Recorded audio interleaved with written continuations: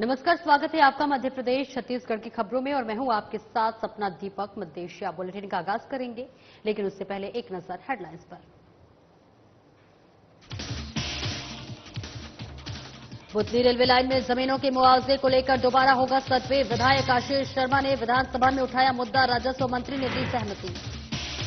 चंदेरी पहुंचे केंद्रीय मंत्री ज्योतिरादित्य सिंधिया। ऐतिहासिक नगरी चंदेरी में सिंधिया का हुआ भव्य स्वागत। ज्योतिरादित्य सिंधिया ने रोड शो के साथ जनसभा को किया संबोधित। चंपावत में विकासखंड स्तरीय शाला उत्सव का आयोजन। कार्यक्रम में विधायक लता उसेंडी ने की शिरकत। बच्चों का मुंह मीठा कराकर किया स्वागत। श्यामपुर में कलेक्टर कुणाल दुदावत ने किया स्कूलों का निरीक्षण। स्कूलों में बच्चों की कम उपस्थिति पर जताई नाराजगी। छात्रों की उपस्थिति बढ़ाने के दिए निर्देश। और दुर्ग में ऑनलाइन सट्टा के खिलाफ पुलिस की बड़ी कार्रवाई। भीरू भाई के ठिकानों पर छापेमार कार्रवाई। 80 लाख कैश बरामद। और बुलेटिन का आगाज करेंगे ज्योतिरादित्य सिंधिया। विशाल रोड शो के साथ ही चंदेरी की रामलीला मैदान में सभा को संबोधित किया। लोकसभा चुनाव में प्रचंड जीत के बाद सिंधिया पहली बार चंदेरी के जनता से रूबरू हुए। सिंधिया शिवपुरी लोकसभा सीट से ऐतिहासिक जीत दर्ज कराई थी, तो इस ऐतिहासिक जीत के बाद अब मंत्री ज्योतिरादित्य सिंधिया चंदेरी वासियों से रूबरू हुए और जनता से किए वादों को पूरा करने का भरोसा दिलाया।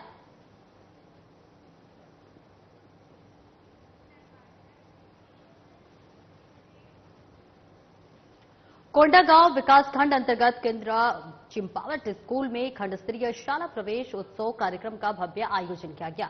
इस कार्यक्रम में मुख्य अतिथि के रूप में भारतीय जनता पार्टी के राष्ट्रीय उपाध्यक्ष और कोंडागांव विधायक लता उसेंडी उपस्थित रही। वहीं कार्यक्रम का शुभारंभ मुख्य अतिथि लता उसेंडी ने नव प्रवेशित बच्चों का तिलक लगाकर किया, तो विधायक उसेंडी ने बच्चों को पाठ्य पुस्तकें और गणवेश वस्त्र देकर उनका शाला प्रवेश करवाया।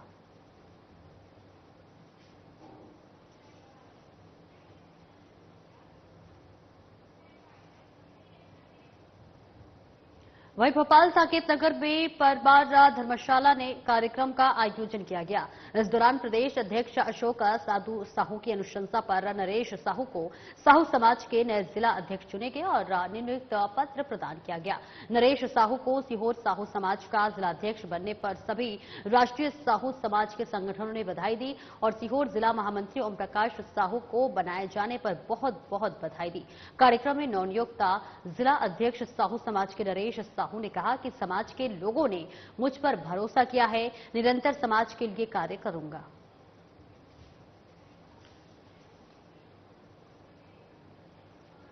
वहीं जैन समाज ने हाई कोर्ट इंदौर खंडपीठ में लगाई गई याचिका का पुरजोर विरोध करते हुए जो है निंदा की है और हवा जो है कहा है कि समग्र जैन समाज और भोजशाला आंदोलन और हिंदू समाज के साथ है। मंगलवार को जैन समाज की महिलाओं पुरुषों ने भोजशाला में आकर दर्शन कराई और कोर्ट ने लगाई कि याचिका का पुरजोर विरोध किया। इसको लेकर जैन समाज के ही अशोक जैन ने बताया कि भोजशाला का ये आंदोलन कई वर्षों पूर्व चला आ रहा है, जिसकी शुरुआत जैन समाज के ही केसरीवाला सेनापति की थी और इसके पश्चात उसके बागडोर बिमल गोधा जी जैन को समाज के सदस्य ने संभाली।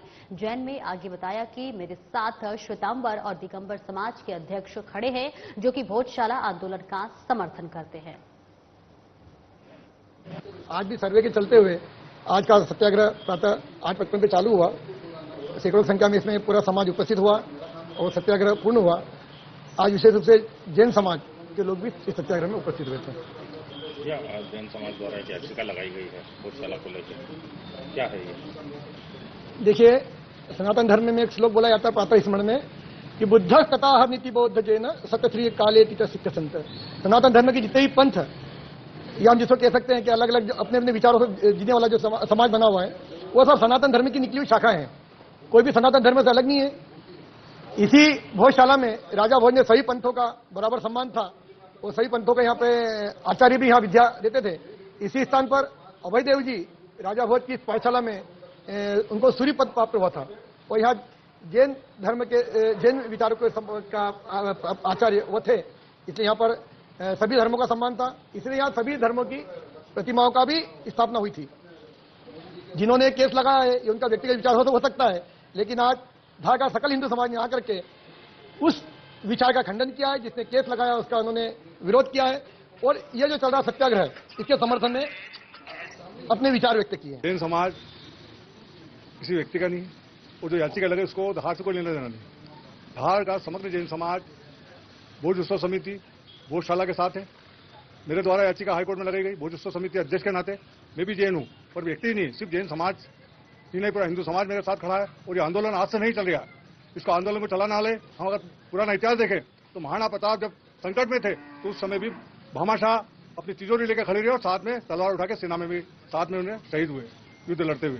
उसी प्रकार से धार की भोजशाला, मां सरस्वती का मंदिर, केसीमल जी सेनापति जो धार में, जिसको सेनापति जी की हिंदू समाज ने पदवी दी थी, और उनके ही कारण आज जो ये स्थिति बनी है कि मां सरस्वती मंदिर में हम अंदर जा सकते हैं, तो सबसे पहले उन्होंने आवाज उठी थी, उनके साथ पूरा हिंदू समाज खड़ा था।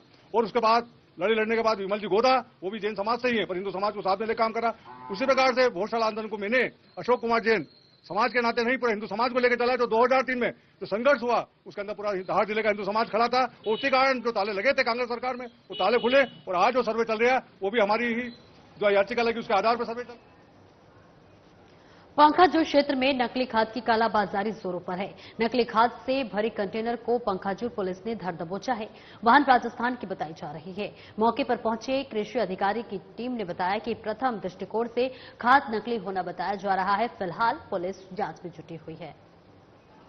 तो सर सूचना मिली कि ये 12-1 बजे करीब के पंखाजूर में कोई नकली पोटाश की गाड़ी आई।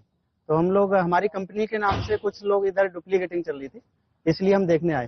तो यहाँ पर वो हमारे बैग का तो नहीं निकला है, डुप्लीकेटिंग है, लेकिन वो ऑर्गेनिक पोटाश है किसी दूसरी कंपनी का।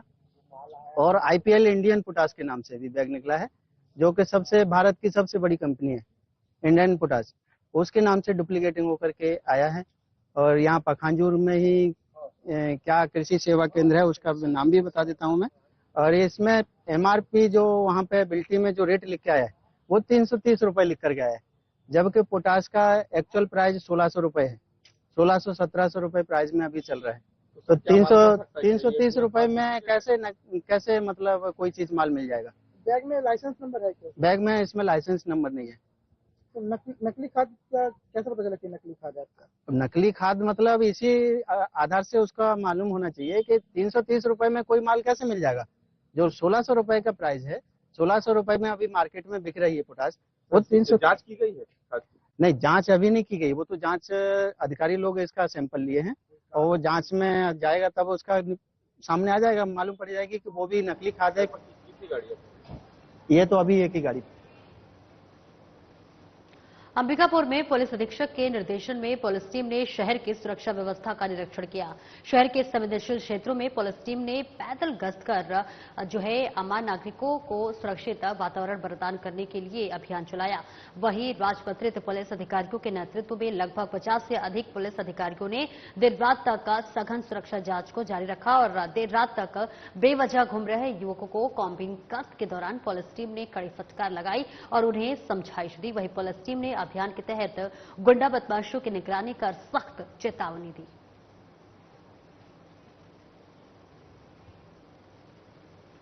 केंद्रीय जल अंबिकापुर ने कलेक्टर विलास भोसकर की अध्यक्षता में central bank of India RCT द्वारा संचालित प्रशिक्षण कार्यक्रम का समापन किया गया। इस दौरान बंदियों को प्रमाण पत्र का वितरण किया गया। केंद्रीय जेल में आरसीटी के तहत जेल बंदियों का प्रशिक्षणार्थियों के रूप में विभिन्न ट्रेड का प्रशिक्षण दिया जा रहा है, जिससे कि वे अपना जीविकोपार्जन कर सके। और इस दौरान आरसीटी के राज्य निदेशक अशोक सिंह, केंद्रीय जेल अधीक्षक योगेश खत्री और इसी के साथ क्षेत्रीय प्रमुख रणधीर सिंह और आरसीटी सरगुजा डायरेक्टर श्याम गुप्ता उपस्थित रहे।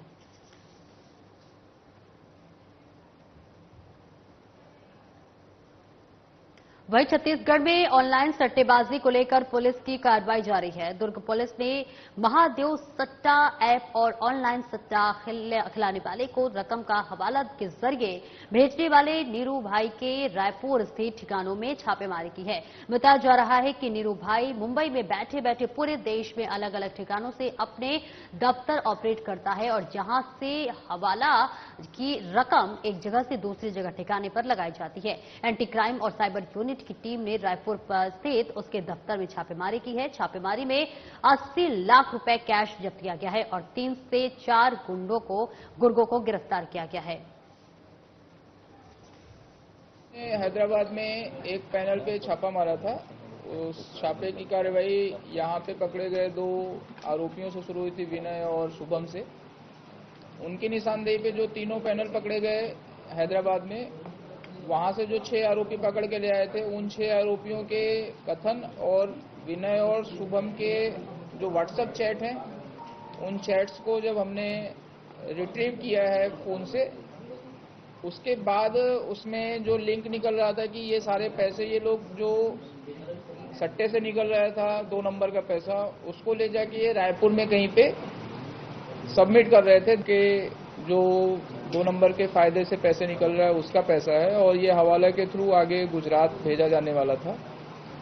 तो अभी हमारे पास वो 80 लाख रुपए और पैसे गिनने की 3 मशीन और 3 मोबाइल और काफ़ी सारा जो उनका कच्चे में हिसाब किताब लिखा जाता है, वो सारी चीज़ें जब। और वही खबर कराहल से है, जहां रात भर से अस्पताल में रखे शव का दोपहर तक का पोस्टमार्टम नहीं होने पर परिजनों ने रोष जताया है। परिजनों का आरोप है कि शव को श्योपुर ले जाने का दबाव बना रहे हैं, लेकिन शव को जिला चिकित्सालय भिजवाने के लिए कोई भी वाहन उपलब्ध करवाने से मना कर दिया। मृतक के परिजनों की तमाम मिन्नतों के बाद भी कराहल अस्पताल से कोई मदद नहीं मिली। परिजनों ने कुछ निजी वाहन वालों से भी बात की तो उन्होंने शव को ले जाने के से इनकार कर दिया। उन्होंने अपने साथ होते इस लाचारी से परिजनों का गुस्सा फूट पड़ा और विरोध जैसी स्थिति बन गई। तब जाकर कराहल थाना प्रभारी ने शव ले जाने के लिए एक वाहन की व्यवस्था की। बूढ़ियां रखी है। अच्छा, अगर कोई इनको पीएम कराना हो तो इनका जो पर रात में ही करना है ना सुपर के लिए। अच्छा, अब टाइम तो पूरा दे हो गया, अब जनता पूरी में बैठी है, रिश्तेदार में बैठा। अच्छा, मतलब जो क्रियाकर्म होनी है जिसके लिए। हाँ, तभी पूरा रिश्तेदार जुड़ा हुआ। तो आपसे कब बोला गया श्योपुर ले जाना है? अभी बोला इनने। अभी मतलब 11 बजे बोला है। हाँ। मतलब सुबह से नहीं बोला? सुबह से नहीं बोला। अच्छा, कोई डॉक्टर आया यहाँ पे देखने? एक आध कोई डॉक्टर आया क्या पीएम हाउस पर? कोई नहीं आया है, नहीं कर रहे पीएम, नौकरी सुपर करेंगे पीएम। कौन कह रहे आए यहाँ नहीं करने की? जी पुलिस वाले पीआई साहब ना सब लोग करेंगे, सुपर होगा। डॉक्टर क्या कह रहे हैं? डॉक्टर तो नौकरी सुपर ही होगा। नहीं, आप यहाँ कब आए? हम आ गए हैं 11 बजे। रामपुरा का लड़का है रिंकू, मृतक रिंकू। अच्छा, उसकी डेथ बॉडी पीएम में मिली है। हाँ, तो इनका कहना है कि किसी जानवर द्वारा इसको मार दिया गया है। अच्छा, पीएम करवाकर इसकी असल जानकारी मृत्यु की तो उसकी पीएम रिपोर्ट के बाद पता लगेगी। रात्रि में तो पीएम नहीं होता है। अभी सुबह मृतक की मृत्यु की सही जानकारी लगाने के लिए पैनल से मेडिकल कराया जाना थोड़ा ठीक था, जिससे मृतक को आगे फायदा हो सके। इस वजह से उसको श्योपुर ले जाना था। रही बात गाड़ी की, तो ये सही बात है कि गाड़ी जो है अस्पताल प्रबंधन या पंचायत ऐसी कोई गाड़ी नहीं है। तो हमने खुद ने एक गाड़ी करी थी पुलिस के द्वारा। तो उसके बाद एसडीएम साहब से भी बात की तो एसडीएम साहब ने फॉरेस्ट को बोल के अभी गाड़ी फॉरेस्ट की गाड़ी से उनको लेके जाएंगे और वहाँ पैनल से उनका मेडिकल कराया जाएगा। परिजनों का सर यही कहना है कि कराल में नहीं हुआ, तो क्या सर ये मतलब उनके भले के लिए किया जा रहा है कि पैनल से कराया जाए? उनके भले के लिए किया जा रहा है कि उसकी मृत्यु का, जो मृतक है उसकी मृत्यु का सही कारण पता लगा सके, जिससे उनको आगे जाके उसका फायदा मिल सके। अच्छा, तो अभी गाड़ी उन्हें ले जा रही है सर फॉरेस्ट हाँ, वाली? गाड़ी ले जा रही है, फॉरेस्ट की गाड़ी आ रही है। बाकी हमने भी अपने स्तर पर कर ली थी। अच्छा, लेकिन जब एसडीएम साहब के उनसे चर्चा की गई तो उन्होंने जो है रेंजर साहब को बताया, तो रेंजर साहब का फोन आ गया, वो अपनी गाड़ी आ रही है। तो अभी 2-4-5 मिनट में गाड़ी है। विधानसभा में मंगलवार को खातेगांव विधायक आशीष गोविंद शर्मा ने ध्यानाकर्षण के माध्यम से बुधनी से इंदौर रेल लाइन परियोजना के लिए किसानों की जमीन अधिग्रहण करने और उन्हें कम मुआवजा दिए जाने का मामला उठाया। उन्होंने कहा कि पिछले 10 साल से कलेक्टर गाइडलाइंस में दोबारा क्षेत्र में वृद्धि नहीं होने के कारण मुआवजे का आकलन कम दिया जा रहा है। किसान 4 माह से धरने पर बैठे हैं, लेकिन कार्रवाई नहीं की जा रही है। उन्होंने गुणांक 2 से मुआवजा देने और दोबारा सर्वे कराने की मांग रखी। इस पर राजस्व मंत्री ने अपनी सहमति दे दी है। क्षेत्र के लोक लाडले विधायक पंडित आशीष जी शर्मा ने वर्तमान विधानसभा सत्र के ध्यानाकर्षण के माध्यम से मुख्यमंत्री एवं उपस्थित मुख्यमंत्री महोदय के संज्ञान में मामला लेकर आए हैं कि भूमि अधिग्रहण के विरोध में किसान लगातार 7 से 8 महीनों से विरोध प्रदर्शन कर रहे हैं और बिजवाड़ चौपाटी पर लगातार 4.5 माह से धरना प्रदर्शन पर बैठे हैं। इसी तारतम्य में उन्होंने रूट डाइवर्ट, उचित मुआवजा, शासकीय नौकरी और जमीन के बदले जमीन जैसी मुख्य मांगों को लेकर ध्यान आकर्षित किया है। इसी संबंध में पीड़ित किसान संगठन की तरफ से जो जमीन बचाओ संघर्ष समिति चल रही है, उनके सभी किसानों ने विधायक आशीष जी शर्मा का आभार प्रकट किया है। विधानसभा सत्र में माननीय लोकप्रिय विधायक श्री पंडित आशीष जी शर्मा ने किसानों के लिए महत्वपूर्ण मुद्दे उठाए हैं। उससे किसान जो धरना पीड़ित बैठे हुए हैं कि और इंदौर बुधनी रेलवे लाइन के जो पीड़ित हैं, उनके दिल में अत्यंत खुशी की लहर दौड़ गई है और कहीं न कहीं यह उम्मीद जग गई है कि किसानों के साथ अब अन्याय नहीं होगा। जिस प्रकार किसान विगत दिनों में कृषि मंत्री माननीय शिवराज जी चौहान से मिले हैं और उनका जो महत्वपूर्ण रवैया रहा है, उससे अब किसान लगभग संतुष्टि की ओर हैं। साथ ही कलवार से कालापाटा जो रूट डाइवर्ट की मांग है, वो भी लगातार उठाई जा रही है। निश्चित रूप से भारतीय जनता पार्टी के विधायक माननीय आशीष जी शर्मा का जो सहयोग रहा है वो अभिभूत करने वाला है। हमारे रेलवे पीड़ित इंदौर बुंदी रेल लाइन के संबंध में हमारा धरना चल रहा है बिजवाड़। इस विषय में हमारे आशीष भैया विधायक जी ने जो प्रश्न उठाया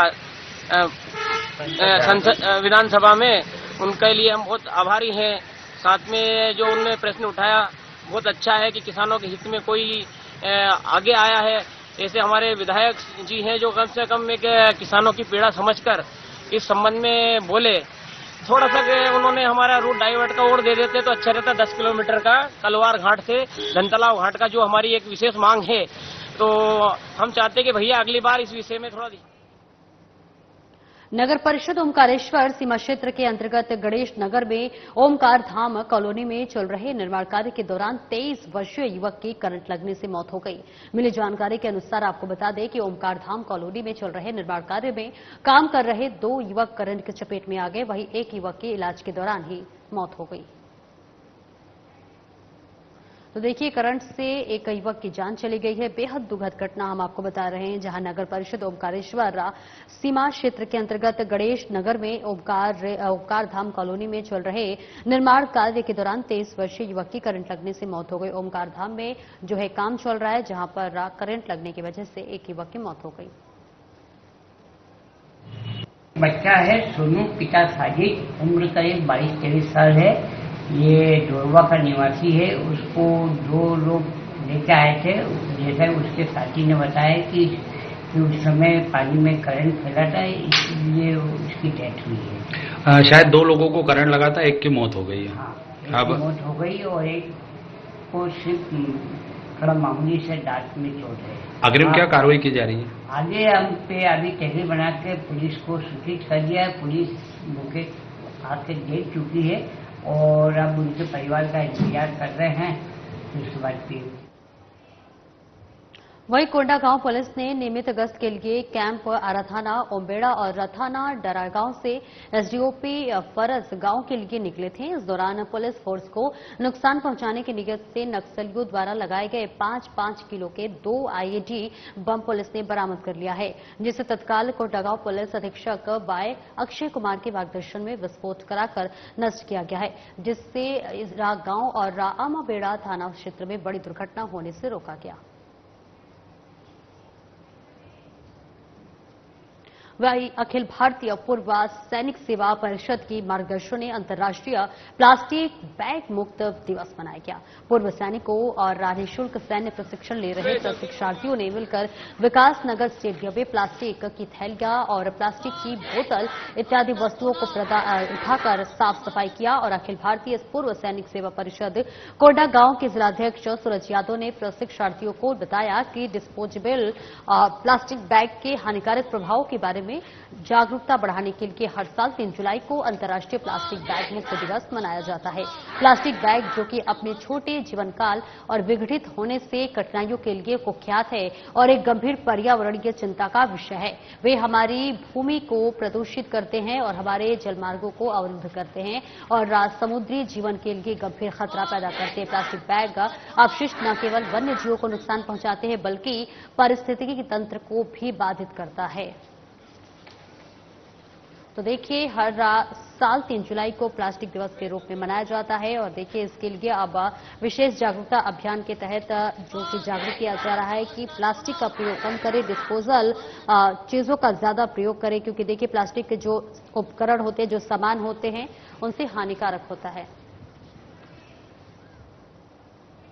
और फिलहाल इस बुलेटिन में इतना ही। खबरों का सिलसिला आगे भी जारी रहेगा। दीजिए इजाजत, नमस्कार।